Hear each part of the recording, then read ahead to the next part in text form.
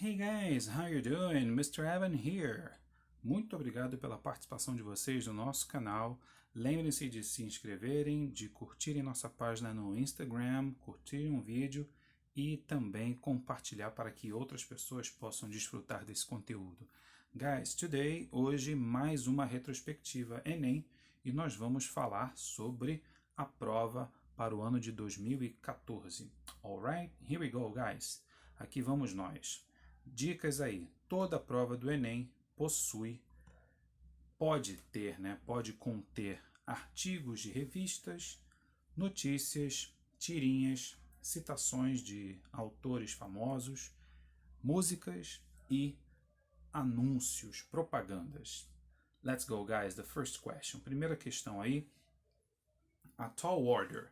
Então, nessa questão, a gente vê que às vezes é um texto grande, pode assustar, mas isso não é motivo para que a gente fique preocupado, porque muitas vezes a questão ela pode ser resolvida apenas com o título ou apenas com uma parte dela. Nesse caso aqui, vamos perceber qual é a pergunta. A pergunta é, no título e no subtítulo desse texto, as expressões a tall order e the sky isn't the limit são usadas para apresentar uma matéria cujo tema é. Então, nesse caso, a gente tem que entender qual é o tema, qual é a matéria. Então, vamos fazer uma leitura rápida sobre o texto. Aí ele fala, the sky isn't the limit for an architect building the world's first invisible skyscraper. Charles Wee, one of the world's leading high-rise architects, has a confession to make. He is bored with skyscrapers. After designing more than 30, most of which punctuate the skylines of rapidly expanding Asian cities, he has struck upon a novel concept, the first invisible skyscraper. As the tallest structure in South Korea has Infinity Tower loom over Seoul until somebody pushes a button and it completely disappears. When he entered a 2004 competition to design a landmark tower, the Korean-American architect rejected the notion of competing with Dubai, Toronto, and Shanghai to reach the summit of man-made summits. I thought, let's not jump into this stupid race to build another tallest tower, he says. In a phone conversation, let's take an opposite approach. Let's make an anti-tower. The result will be a 150-story building that fades from view at the flick of a switch. The tower will effectively function as an enormous television screen, being able to project an exact replica of whatever is happening behind it onto its facade. To the human eye, the building will appear to have melted away. It will be the most extraordinary achievement of Wee's stellar architectural career. After graduating from UCLA, he worked under Anthony Lamsden, a prolific California architect who helped devise the modern technique of wrapping buildings inside smooth glass skins. Então, a ideia que a gente tem é no título e no subtítulo as expressões tall order e the sky isn't the limit são usados para apresentar uma matéria cujo tema é inovações tecnológicas usadas para a construção de um novo arranha-céu em Seul. Possivelmente, vamos verificar as outras. Confissões de um arquiteto que busca se destacar na construção de arranha-céus. Bom, é uma confissão todo o texto? São confissões? Acredito que não. Técnicas a serem estabelecidas para a construção de edifícios altos na Califórnia. Também não sei se seria essa. Competição entre arquitetos para a construção do edifício mais alto do mundo. Bom, a ideia é exatamente que ele está de saco cheio dessa questão do arranha-céu, né, do skyscraper. Construção de altas torres de apartamentos nas grandes metrópoles da Ásia. Não foi falado questão de torres de apartamentos.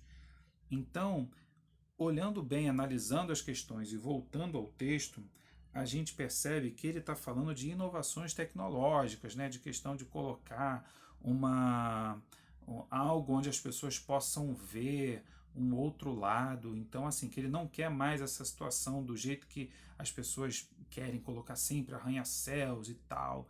ele quer algo diferente. Então são inovações tecnológicas usadas para a construção de um novo arranha-céu em Seul e não em outros lugares como a gente viu aí, né, Califórnia ou metrópoles da Ásia. Então, algumas expressões, algumas palavras, elas vão nos dar a plena noção de que determinadas alternativas não são as corretas e que a melhor resposta é a letra A. Por isso, marquem a letra A. Lembrando, durante esse vídeo, antes de eu começar, vocês podem pausar, podem ver qual que vocês acham que seria a opção mais correta. Guys, moving on. Masters of War. E a gente tem aí no formato que parece poesia, mas a gente olha lá embaixo e vê que é do Bob Dylan. Então, trata-se de uma música. Masters of War, mesmo que você não conheça, de repente, o nome da música. Então, o título, a questão fala assim, na letra da canção Masters of War, aí eu já sei, então, que se trata de uma música realmente, há questionamentos e reflexões que aparecem na forma de protesto contra. Então, existe um protesto e eu já sei que é contra alguma coisa. Então, vamos ler rapidamente a música para a gente ter essa noção. Come you masters of war, you that build all the guns, you that build the death planes, you that build the big bombs, you that hide behind walls, you that hide behind desks. I just want you to know I can see through your masks. You that never done nothing but build to destroy. You play with my world like it's your little toy. You put a gun in my hand and you hide from my eyes, and you turn and run farther when the fast bullets fly. Like Judas of old, you lie and deceive. A world war can be won, you want me to believe, but I see through your eyes and I see through your brain, like I see through the water that runs down my drain. Então, é uma crítica realmente, ele está falando, né? Vocês, mestres da guerra, venham, né?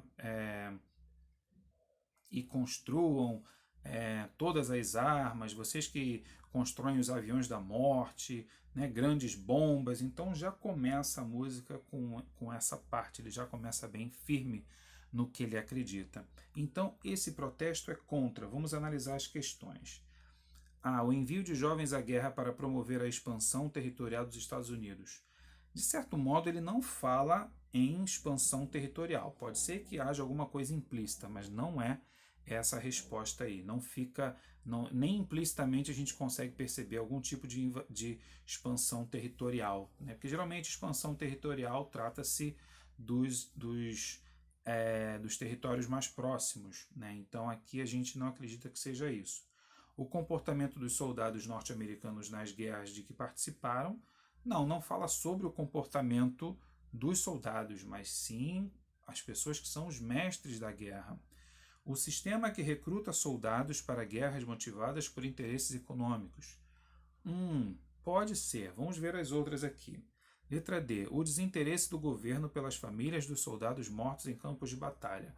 Em nenhum momento ele vai falando, apenas no final, né, que ele fala do drain, né, que é aquela parte onde escorre, né, o esgoto e tal, mas não diz aqui em relação ao desinteresse do governo pelas famílias. Pode ser que fique algo implícito, mas isso não é a melhor opção de resposta. E contra as forças armadas norte-americanas que enviavam homens despreparados para as guerras. Também em nenhum momento ele fala aqui que essas pessoas estão despreparadas. Ele fala, você leva, brinca com o mundo como se fosse um brinquedo, mas ele não diz exatamente isso aqui, que manda homens despreparados para a guerra. Então, olhando e analisando todas as opções, a gente acredita que a melhor seja a letra C, o sistema que recruta soldados para as guerras motivadas, né? Tem uma frase aqui, inclusive, que fala isso, né? Ele diz assim, you put a gun in my hand, você coloca uma arma na minha mão. Então, essa é a ideia do que o protesto é contra, é a letter C. Let's go on, guys. Vamos continuando aí. E aí uma questão que parece ser menor, e é um texto de Robert Frost, que diz The Road Not Taken. Road é estrada. Então, a primeira coisa que a gente tenta entender, o título, The Road Not Taken, seria a estrada que não foi pega, né? Que não foi passada, que não foi escolhida, né? Ele não passou por essa estrada. E ele diz, esses são os versos finais do famoso poema The Road Not Taken, do poeta americano Robert Frost, levando em consideração que a vida é comumente metaforizada como uma viagem. Esses versos indicam que o autor. Vamos ler agora rapidamente. Two roads diverged in a wood, and I took the one less traveled by, and that has made all the difference. Quer dizer, de duas estradas que se divergiam, né, in a wood, and I took the one less traveled by, numa bifurcação, né? Eu peguei a estrada menos viajada, e isso fez toda a diferença. Então, o que o autor, esses versos indicam que o autor festeja o fato de ter sido ousado na escolha que fez em sua vida. Lamenta por ter sido um viajante que encontrou muitas bifurcações. Na verdade, ele encontra uma bifurcação, mas isso não é um lamento. Viaja muito pouco e que essa escolha fez toda a diferença em sua vida. Bom, ele não menciona que ele viaja pouco. Reconhece que as dificuldades em sua vida foram todas superadas.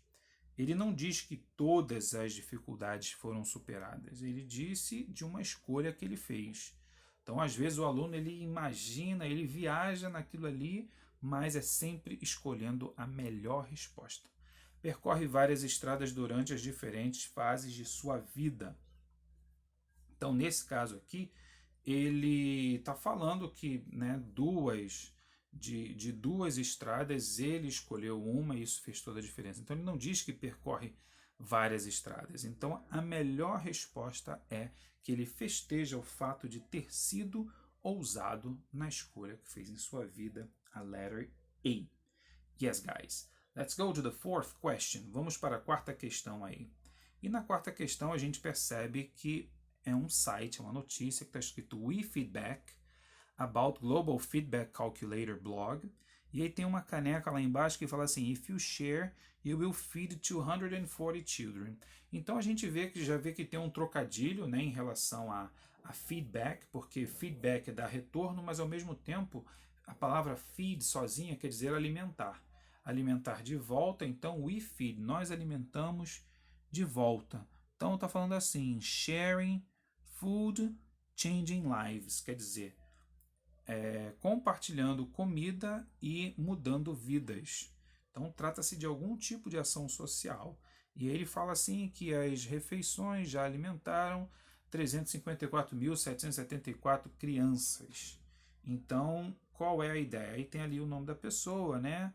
Que é a Kate Watts e que quer doar, quer fazer uma donation, né? Que a gente chama em inglês, a Sushi Platter, e está dizendo ali o valor e tal, como que ela vai fazer isso. Então a internet, a questão fala o seguinte, a internet tem servido a diferentes interesses, ampliando muitas vezes o contato entre pessoas e instituições.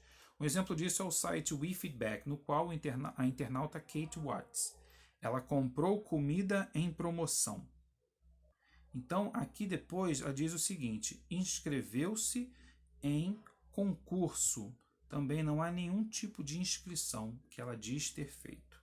Fez doação para a caridade. Vamos ver as outras. Participou de pesquisa de opinião. Também não é pesquisa porque a gente vê dinheiro ali embaixo. Voluntariou-se para trabalho social. Em nenhum momento aqui, pelo que a gente percebe, ela pergunta, né, lá em cima se é membro, mas se é membro do site no sentido de conseguir ser inscrito e fazer, né, o que é pedido e não de trabalhar para o site. Isso, existe uma diferença aí.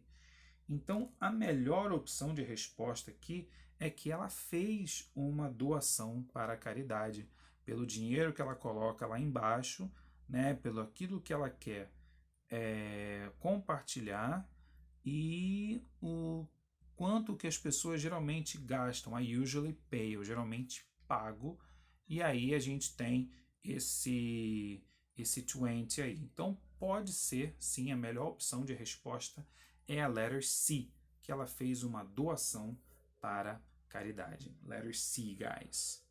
Moving on. Seguindo aqui, nós vamos ter if you can't master English, try Globish. Então a gente vê que English é uma língua, termina com esse ish, assim como Polish, assim como outras línguas terminam em ish. Globish parece se tratar de alguma língua também, não sei, uma língua global. Então, se você não consegue dominar o inglês, tente essa nova língua, ou essa outra língua global, não sei. Não sabemos se é uma língua, se é uma variação, uma variedade. E vamos ver o que o texto, o que o enunciado da questão nos pede. Considerando as ideias apresentadas no texto, o Globish, que é o chamado Global English, é uma variedade da língua inglesa que. Então a gente chega àquela conclusão já só de olhar que realmente é uma variedade do inglês, da língua inglesa. Então vamos ao texto rapidamente.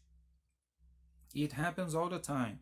During an airport delay, the man to the left, a Korean perhaps, starts talking to the man opposite who might be Colombian. As soon as they are chatting away in what seems to be English, but the native English speaker sitting between them cannot understand a word. Então está falando de duas pessoas aí, possivelmente um coreano, conversando com alguém que pode ser um colombiano, e o próprio falante da língua que está entre os dois não consegue entender uma palavra. They don't know it, but the Korean and the Colombian are speaking Globish, the latest addition to the 6,800 languages that are said to be spoken across the world. Not that its inventor Jean-Paul Nerrier considers it a proper language. It is not a language, it is a tool, he says. A language is the vehicle of a culture. Globish doesn't want to be that all. And it is a means of communication. Nerrier doesn't see Globish in the same light as utopian efforts such as Cosmos, Volapük, Novio, or Staunch Esperanto. Esperanto também foi considerada uma língua, que foi inventada para que fosse uma língua padrão e acabou não acontecendo, porque a língua ela realmente é viva. Então ela precisa de falantes, de pessoas que nasçam no país e tudo. Not should it be confused with barbaric algo for algorithmic language. It is a sort of English, light, a means of simplifying the language and giving it rules so it can be understood by all. Então, a gente percebe aqui que foi meio que um dialeto do inglês criado para que fosse mais fácil do que o inglês propriamente dito. Considerando as ideias apresentadas no texto, Globish é uma variedade da língua inglesa que tem status de língua por refletir uma cultura global. Facilita o entendimento entre o falante nativo e o não nativo. Então, eu acredito que a primeira já não seja, porque está falando de refletir uma cultura global. Exatamente, não há questão cultural aí. Facilita o entendimento entre o falante nativo e o não nativo? Não, porque o nativo ali ele não conseguiu falar. Tem as mesmas características de projetos utópicos como o Esperanto? Não, porque o Esperanto é uma língua, uma coisa utópica, mas que foi criada a partir de alguma coisa, não foi a partir de uma língua. Foram várias questões. Altera a estrutura do idioma para possibilitar a comunicação internacional. Apresenta padrões de fala idênticos aos da variedade usada pelos falantes nativos. Não, senão o nativo teria entendido. Então não há um padrão de fala idêntico. Sendo assim, a gente percebe que a melhor opção de resposta é a letter D, porque ele altera a estrutura do idioma para possibilitar a comunicação internacional. Alright, everyone, that was our class today. Thank you so much for staying with us. Muito obrigado por se inscreverem no canal, muito obrigado por estarem conosco no Instagram, onde são postados também lives, enfim, videoaulas e comentários, estratégias e preparatórios para o Enem. Thanks a million. Bye bye. Take care. Stay safe.